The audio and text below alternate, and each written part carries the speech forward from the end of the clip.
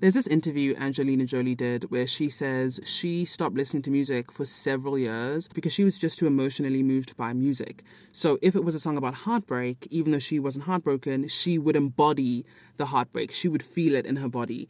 And so she just stopped listening. And I did that too. I had a 2-year period where I just didn't listen to music. And I'm making the link between those of us who are so emotionally moved by things outside of us in our environments and people who struggle with matching energy. I think it's the same kind of character type. So if you're somebody who struggles with matching energy, meaning you engage with somebody who is feeling like, let's say, miserable, angry, frustrated, and you can't help but sort of match them, or in the opposite direction, if they're feeling really effervescent and light, it brings attention to how dense you're feeling, and that's uncomfortable. It's actually a good thing. One thing about me, I'm very Nigerian in this way, where I refuse to come and kill myself. So the fact that I'm porous, like energetically, I don't see that as a bad thing. I refuse to. I'd rather see how that can be used to my benefit. And I think it can be.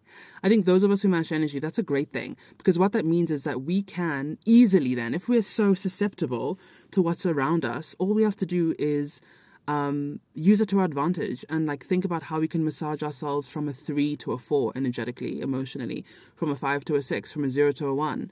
And when you get to know your formula, you can deliberately have a lighter and more enjoyable experience of your life because you're deliberately choosing your emotions by affecting your inputs. And so, of course, we don't manage the world around us, but we have a lot of control and more than we think. It is a superpower. The fact that we are so deeply affected isn't something to be like, woe is me. It's like, no, I get to then deliberately choose my emotions. I get to deliberately choose my state by just adjusting what I expose myself to and what I do. And for me, that's a very empowering feeling because for me, all I have to do is feel good or at least a little better than I woke up. All I have to do is go from a 5 to a 6 or from a 4 to a 5 or from a 7 to an 8 to have a great day.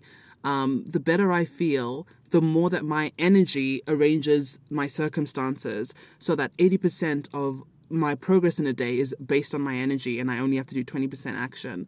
Whereas when I don't feel good, I have to do 80% action and 20% is my energy. When I tend to my energetic hygiene, it's like having a bike with gears. And when I don't tend to it, it's like pedaling uphill in a bike without gears. It's a lot more effort. You can do it, but it's a lot more effort.